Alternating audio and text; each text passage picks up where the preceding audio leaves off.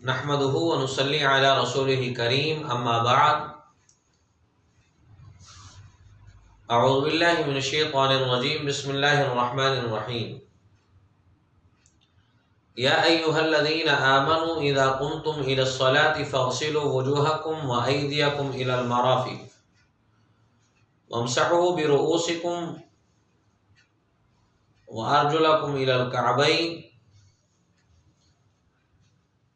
قال النبی صلی اللہ علیہ وسلم من توضأ فاحسن الوضوء خرجت خطاياه من جسده او كما قال صلی اللہ علیہ وسلم.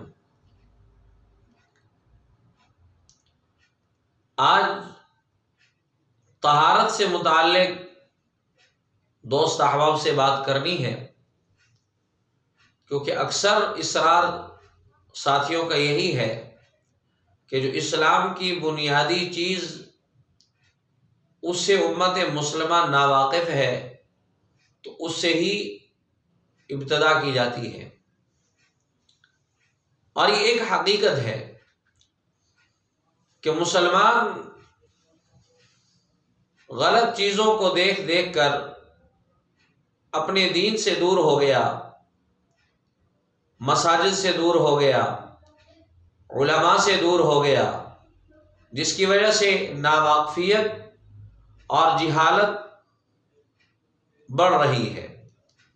جہاں ہم یہ کہتے ہیں کہ ایک معاشرے کے اندر پڑھا لکھا طبقہ ہے، لیکن اگر ان سے یہ سوال کیا جائے کہ غسل کے کیا فرض ہیں تو اس مسلمان کو اس بات کا علم ہی نہیں ہوتا. اس لیے مناسب سمجھا کہ آج اسی موضوع پر چند گزارشات دوستوں سے کرنی ہے. طہارت کلمہ پڑھنے کے بعد سب سے پہلے جو بنیادی چیز وہ نماز ہے، اور نماز کی صحیح ہونے کے لیے شرط یہ ہے کہ آدمی کی طہارت ہو، پاکیزگی ہو. تو اس کے لیے بنیادی چیز طہارت کے لیے جہاں پر استنجا ہے وہ بھی ہم بیان کریں گے، تو اس کے ساتھ ہی یہ بھی ضروری ہے کہ مسلمان کو استنجے کا طریقہ بھی آئے اور وضو کا طریقہ بھی آنا چاہیے. وضو کا جو طریقہ ہے، جو فرض ہیں، آج ہم نے صرف وہ بیان کرنے ہیں. وضو کے 4 فرض ہیں، ان میں سے ایک بھی فرض چھوڑ گیا تو طہارت حاصل نہ ہونے کی وجہ سے، وضو صحیح نہ ہونے کی وجہ سے نماز ہی نہیں ہوگی. جتنا وقت آپ نے اس پر لگایا ہوگا سب ضائع ہو جائے گا. اور وہ 4 فرض جو اللہ نے قرآن کریم میں فرمائے، یا ایھا الذین آمنوا اذا قمتم الی الصلاۃ فاغسلوا وجوہکم وایدیکم الی المرافق. سب سے پہلا فرض ہے چہرے کا دھونا، دوسرا فرض ہے اپنے ہاتھوں کو کوہنیوں سمیت دھونا، وامسحوا برؤوسکم، اور تیسرا فرض ہے اپنے سر کا مسح کرنا، اور چوتھا فرض اور آخری فرض ہے اپنے پاؤں کو ٹخنوں سمیت دھونا.